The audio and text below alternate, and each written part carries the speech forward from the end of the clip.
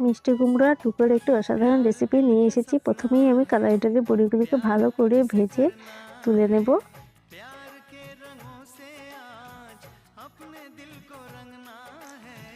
একই তেলে 5 ফোড়ন সম্বাস দিয়ে ডুবাগুলো দিয়ে দিচ্ছি। এর মধ্যে আলু, হলুদ গুঁড়ো, জিরে ধনে গুঁড়ো, লবণ গুঁড়ো দিয়ে ভালো করে নাড়াচাড়া করে নিয়ে ঢেকে রাখবো কিছু সময়।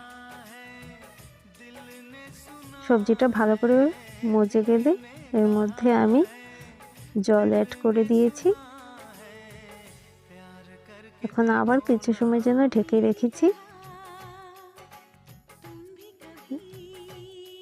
ডুবাগুলো সিদ্ধ হয়ে গেলে এর মধ্যে আমি কালাই ডালের বড়িটা দিয়ে কিছু সময় নাড়াচাড়া করে আমি নামিয়ে নেব। তোমাদের যদি আমার ভিডিও ভালো লেগে থাকে অবশ্যই লাইক, কমেন্ট, সাবস্ক্রাইব করে আমার পাশে থাকবে।